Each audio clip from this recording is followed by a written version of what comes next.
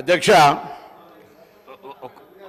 దయ్యాలు వేదాలు వల్లించినట్టుగా 10 సంవత్సరాలుగా ఆర్టీసీని చంపి ఆర్టీసీ ఉంటుందా పోతుందా తీసేస్తామనేటువంటి పరిస్థితులలో ఒక ఎగ్జిక్యూటివ్ డైరెక్టర్ రిటైర్ అయిన ఎండీగా పెట్టి ఆర్టీసీకి జవాబు చెప్తున్నా మీరు జవాబు చెప్తా ఉన్నా. ఇలా 10 సంవత్సరాలుగా ఎప్పుడైతే మనం కమిటీ కాలేమో ఒక కమిటీ వేసి 10 సంవత్సరాలుగా చేయనటువంటి వీళ్ళు ఎలక్షన్ల ముందట ఎటువంటి సంప్రదింపులు లేకుండా ఏమి చర్చలు లేకుండా కనీసం ఆర్టీసీ యాజమాన్యంతో కూడా మాట్లాడకుండా అదరబదర తీసుకొచ్చి మళ్ళీ దానికి రాజకీయ రంగం పులవడానికి కార్మికులను రెచ్చగొట్టి గవర్నర్ అనుమతిస్తలేరు, గవర్నర్ దగ్గర ఇంటికి పోయి ప్రొటెస్ట్ చేయించేటువంటి రాజనీతి చేసిన వీళ్ళు ఇలా మాట్లాడుతుంది. అధ్యక్ష, ఆర్టీసీ కార్మికులకు సంబంధించి గౌరవ సభ్యులు అడిగినట్టుగా ఆన్సర్ చెప్తున్నా, ఒప్పుకోండి.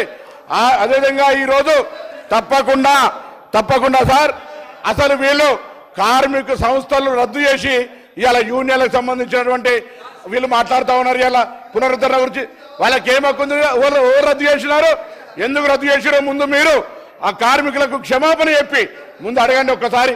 మీరు యూనియన్లు రద్దు చేసి మీరు ఆర్టీసీ గౌరవ అధ్యక్షులు మీరు మీ కుటుంబ సభ్యులు ఉండి వాళ్ళు అన్నమో రామచంద్ర అంటుంటే కూడా చచ్చిపోతే కూడా 50 రోజులు సమ్మె పట్టించుకొని మీరు ఒక్క బస్సు కొనే అధ్యక్ష 10 సంవత్సరాలుగా గౌరవ ముఖ్యమంత్రి గారు మా ప్రభుత్వం వచ్చిన తర్వాత బరాబరుగా ప్రభుత్వం బస్సులు కొన్నది.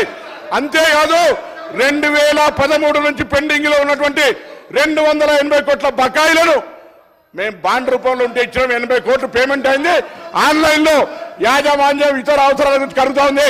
ఇంకొక మాట అడిగినారు అధ్యక్ష, మేము ఎన్నడూ మా ప్రభుత్వం వచ్చిన తర్వాత కార్మికులకు సంబంధించిన పిఎఫ్ కావచ్చు, కోఆపరేటివ్ సెస్ ₹1 ముట్టలే. 4000 కోట్ల బకాయిలు వాళ్ళ సంస్థ కార్మికుల సొమ్ము వాడుకున్నారు అధ్యక్ష.